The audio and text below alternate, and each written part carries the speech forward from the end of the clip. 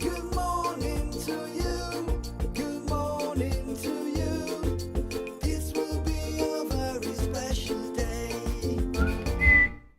Amigos, gracias por estar con nosotros en Hay que Decirlo. Aquí con su anfitrión Jorge Incerni, disfrutándome el programa. Yo me disfruto el programa todos los días, no importa el tema, ni cómo comencemos ni terminemos. Yo le llamo la escuelita de la vida. Y lo importante es uno sentarse a ver y escuchar el programa, como lo hago yo aquí, en vivo, pero con la mente abierta para aprender. Y yo creo que eso es bien importante. Muy pocos programas, lamentablemente, hoy en día nos dan esa oportunidad. Y aquí, pues, independientemente del tema que se hable, si ustedes se dan cuenta, siempre lo hacemos con la intención de que usted se quede reflexionando y que usted busque más información para que usted pueda llegar a su propia conclusión. Yo siempre se los digo, es tu voluntad, es tu conclusión, es tu responsabilidad. Doctor Norman González Chacón me quiere hablar aquí a todos nosotros un poco sobre el eclipse que va a surgir. He escuchado muchísimas noticias de Estados Unidos y en Puerto Rico, haciéndonos las observaciones que es bien peligroso mirar a ese sol porque le puede hacer daño a la vista y Norman lo va a explicar ahora, pero quiero hacerle hincapié a los padres, que me escuchen bien, por favor, que tienen hijos, que tienen los telescopios. Usted tal vez se acuesta a dormir y su hijo está en el cuarto, se va a la terraza, al balcón, donde sea, saca el telescopio y se pone a mirar sin tener las precauciones necesarias ni el telescopio ser uno apropiado para el eclipse. Le puede causar un daño bárbaro que el doctor lo va a explicar ahora. Así que mi llamado es a los padres que estén bien pendientes de los hijos ese día. No. Sí, primeramente pues me disfruté la conversación, estaba escuchando igual que tú, igual que todos los que están allá en su casa, escuchando la conversación entre mi hijo y el doctor. Que yo no lo interrumpí a Norman porque cuando vi que alzó el dedo, eso es copiado del padre, y cuando Norman hace el dedo, pues es que está... No me di cuenta, fíjate. Yo me siento bien feliz y bien orgulloso porque yo seguí las instrucciones del maestro que dice: instruye al niño en su carrera, que aun cuando fuere viejo no se apartará de ella. Y yo pues he visto cómo mi hijo domina esos temas y yo me los disfruto y me los gozo, como si fuera yo mismo que lo estoy diciendo. Te vi. Y entonces, como yo sé que al doctor también le agrada ese tema y a Damari, pues yo digo, mira, estamos aquí en palco, ¿verdad? Estamos en un palco viendo toda esta información desglosarse. Cuando yo me disfruto toda esa información de los hombres famosos de la Biblia, como lo fue Daniel, como lo fueron todos, y como fue Jesús también, que fue el máximo líder del movimiento cristiano a través de toda la historia. Yo pienso que tenemos que enfocarnos en esas cosas para poder entonces de ahí partir. Cuando ellos hablaban, yo decía, solamente lo único que va a quedar de todo esto que aquí es el plan médico, porque hay un plan a través de todo el texto bíblico de que nosotros retornemos a la perfección y retornemos a la salud perfecta. Y ese plan de salud perfecta, pues ya está diseñado para todos nosotros, está listo, lo único que falta es pues un pequeño paso que no se ha dado porque todavía nosotros no hemos dado el paso que nosotros tenemos que dar. Y hasta que nosotros no demos ese paso, la eternidad, el cielo, nuestro Creador no puede dar el próximo paso que hay que dar para poner de nuevo el árbol de la vida en medio del huerto y en medio de la ciudad. Y eso pues es la promesa que vamos a tener ese árbol del cual comerán todas las naciones, y cuando comamos de ese árbol todos vamos a tener siempre salud perfecta y vida eterna. Y eso es bien, bien importante. En cuanto a este asunto del eclipse, pues yo oigo en todos los medios la gente advirtiendo, ¿verdad? Como lo hicimos nosotros aquí hace unos minutos, advirtiendo de que no miremos a simple vista al sol. Pero bueno, tenemos que tener en cuenta que hay una circunstancia en donde una persona que no está acostumbrada a mirar al sol, lo mira y puede quedarse hasta ciega, porque el resplandor es tan fuerte que puede derretir la retina, puede dañar la retina. Y eso pues tenemos que verlo con una óptica completamente distinta. Hay espejuelos y hay cosas. A mí no me interesa mirarlo porque yo el sol lo miro todos los días. Yo tengo mi costumbre de todos los días mirar al sol y hacer una oración. Eso se consideró idolatría en los tiempos primitivos de la iglesia cristiana. Todavía hay quien piensa que es idolatría, porque sencillamente algunas personas entendemos que en el planeta Sol está el trono de Dios, la Santa Shekinah, que es fuego consumidor, que es luz y vida, o sea, tiene todos esos elementos.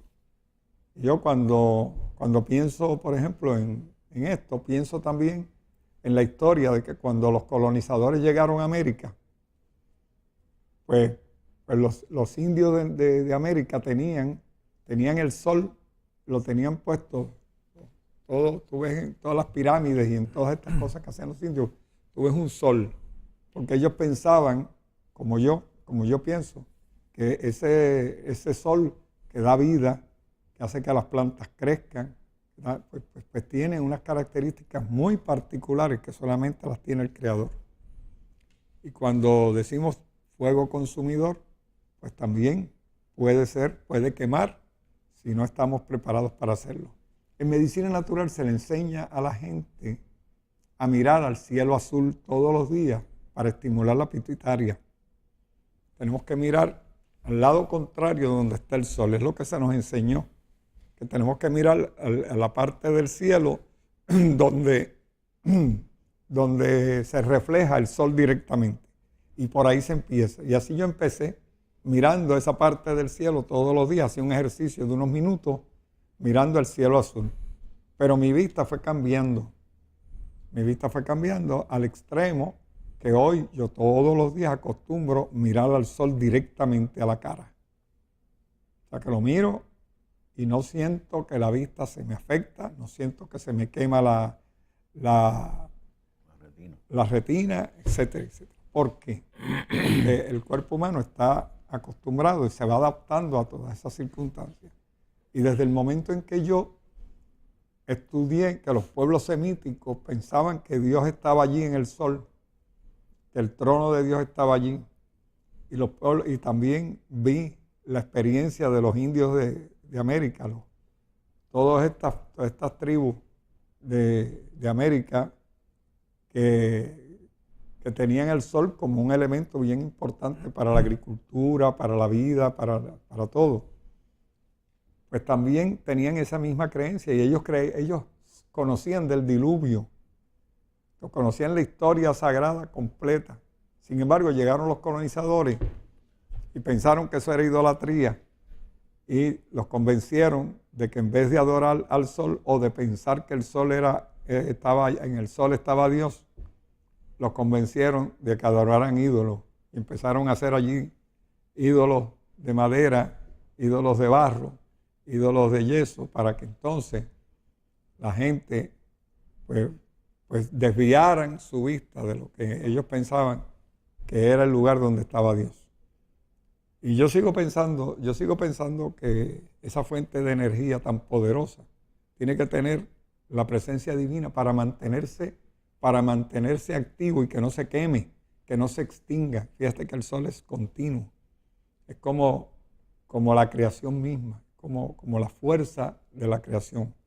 Y en el santuario, y el doctor, en este espacio donde el doctor es especialista, en el santuario había un lugar especial, un cubículo que era completamente cuadrado, en donde se manifestaba la presencia divina una vez al año. Y ese era la Santa Shekinah, que iluminaba y consumía las ofrendas que se ponían ahí, la ofrenda de expiación del elemento, lo que podíamos llamar el elemento purificador de todo el pueblo de Israel.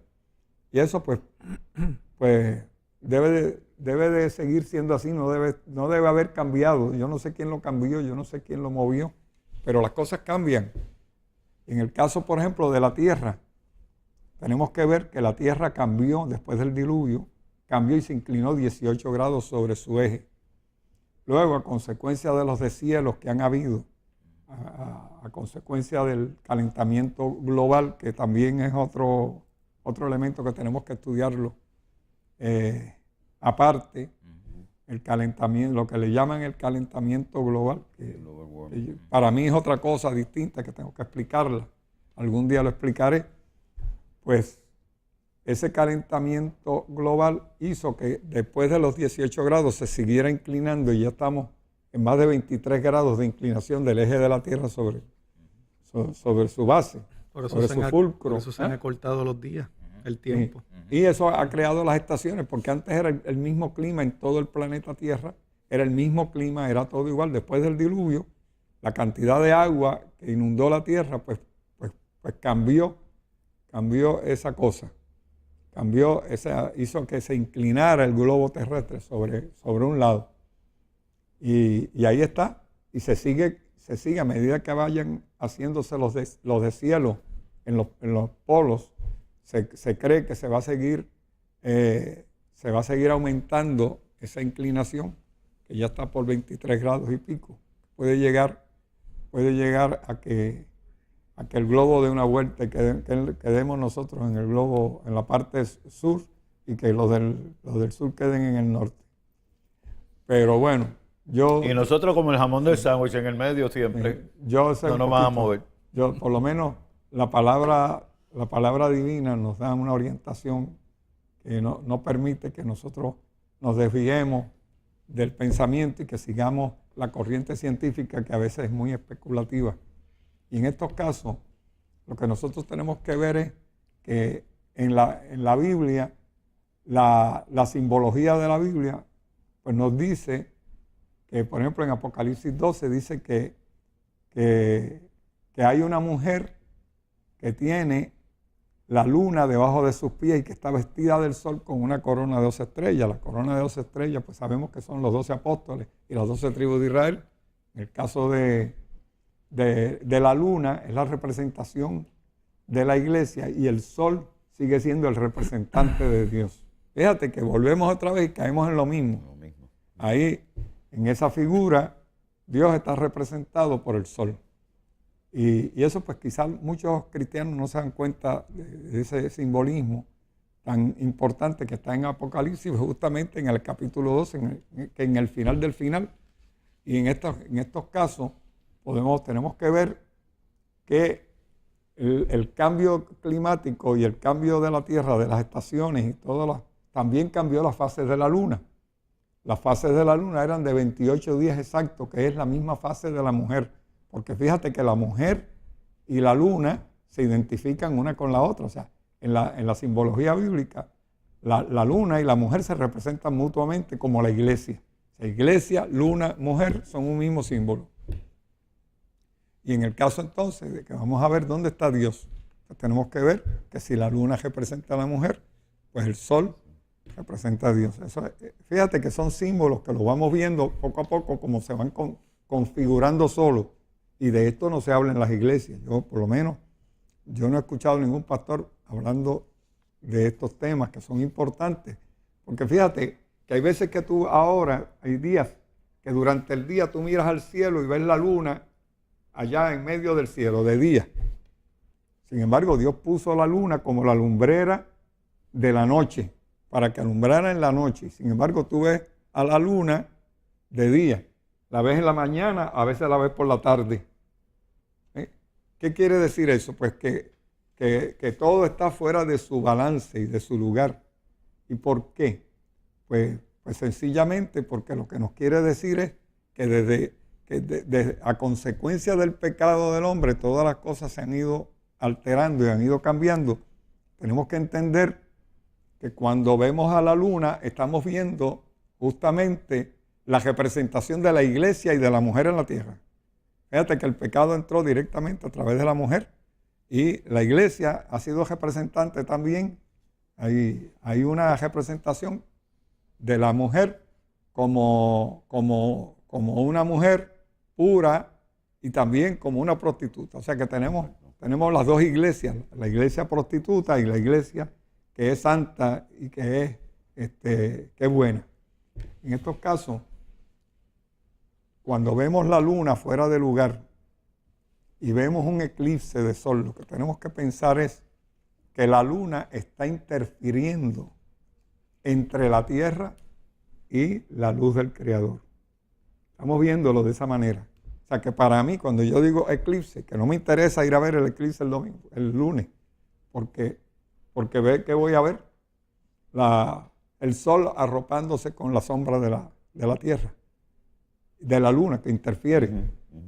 Y en estos casos, la iglesia está interfiriendo para que el mundo conozca la verdadera imagen de Dios. Fíjate, ese es el mensaje que da un eclipse. La luna está interfiriendo, la iglesia está interfiriendo para que no veamos, para que el mundo no vea la brillantez de la luz por un tiempo. Pero también cuando vemos las diferentes fases de la luna y vemos a la luna tratando de ser el sol, porque si la luna la vemos de día, que Dios la puso para que alumbrara por la noche y la vemos alumbrando de día, estamos viendo también a una iglesia que se sale de su rol de iglesia, se sale de su rol asignado para hacer el trabajo que le toca hacer a Dios.